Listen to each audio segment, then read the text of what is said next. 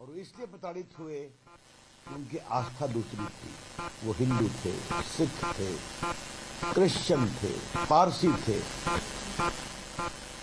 तो भारत तो एक प्रकार से इस तरह से प्रताड़ित लोगों के लिए अवसर देता है ना, और यही रह रहे हैं ना वो बड़ी संख्या में।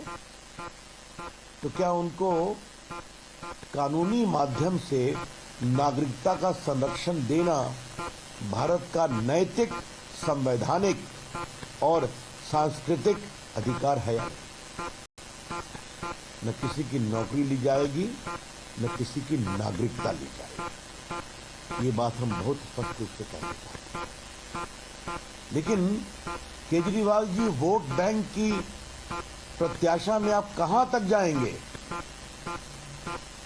बार बार माननीय गृह मंत्री अमित शाह जी ने इसको स्पष्ट किया है कि सीए हिंदुस्तान के किसी नागरिक की नागरिकता नहीं लेगा।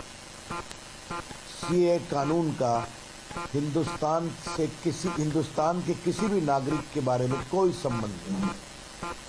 न हिंदुस्तान में रहने वाले किसी की नागरिकता छीनेगा, न किसी को नागरिकता देगा। ये केवल और केवल वो लोग जो अपनी आस्था के नाम पर प्रताड़ित होकर पाकिस्तान, बांग्लादेश, अफगानिस्तान आदि से आए हैं, उनको नागरिकता देता।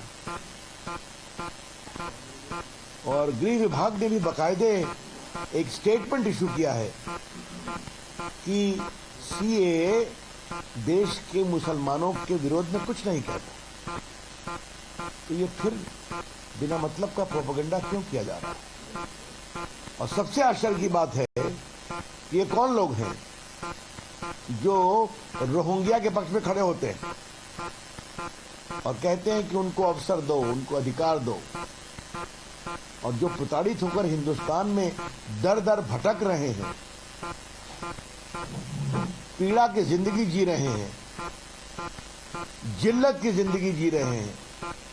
आज भारत ने जब उनके लिए कोशिश की है, नरेंद्र मोदी जी की सरकार ने, माननीय गृह मंत्री अमित शाह जी ने, तो उसको लेकर इस तरह की बातें कही जा रही है। ये बहुत दुर्भाग्यपूर्ण है। सीए के नाम पर सांप्रदायिक उन्माद फैलाने वालों से मैं एक ही बात कहना चाहूंगा, कृपया करके झूठ का व्यापार करना बंद करें। Stop telling lies about the CA. और मैंने ममता जी का वक्तव्य देखा, उनकी राजनीतिक जमीन खिसक रही है बंगाल में, वो चिल्ला रही है। अब उस रेस में कूद गए श्रीमान केजरीवाल जी, और दक्षिण भारत में तो है ही है लेफ्टिस्ट लोग।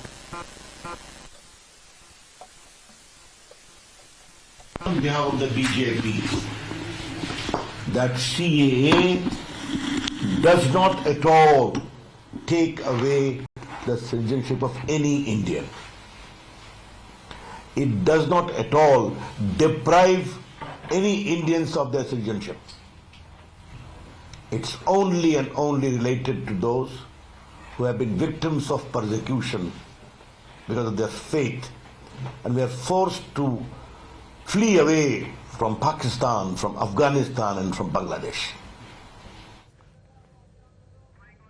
Well, that is Ravi Shankar Prasad as far as taking on the opposition parties, particularly saying that they need to stop spreading lies and should stop rather misleading the people of the country. Let's also listen into what Delhi Chief Minister Arvind Kejriwal has to say as far as CAA now being notified by the government of India. He's saying that this is nothing, questioning the timing of it, saying this is nothing but an attempt to gain political mileage by the BJP. Listen in. ये CAA आखिर है क्या? BJP की केंद्र सरकार का कहना है कि 3 देश, बांग्लादेश, पाकिस्तान और अफगानिस्तान, इन 3 देशों के अल्पसंख्यक जो हैं, वो अगर भारत की नागरिकता लेना चाहें तो उन्हें भारत की नागरिकता दे दी जाएगी।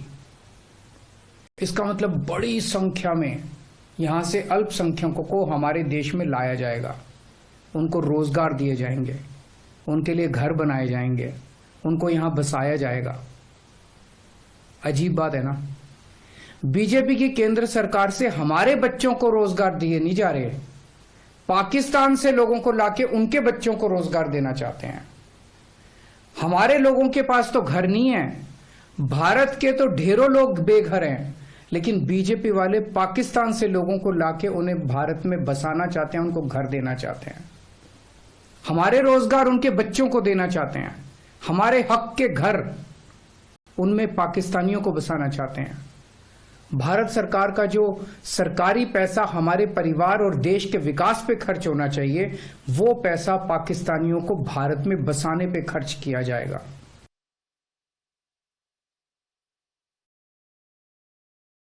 Well, that is how the Delhi Chief Minister Arvind Kejriwal seems to be reacting on CAA implementation. The BJP seems to be hitting back. The government now clearly taking on the opposition party, saying that this is an attempt to mislead and lies are being spread about CAA implementation.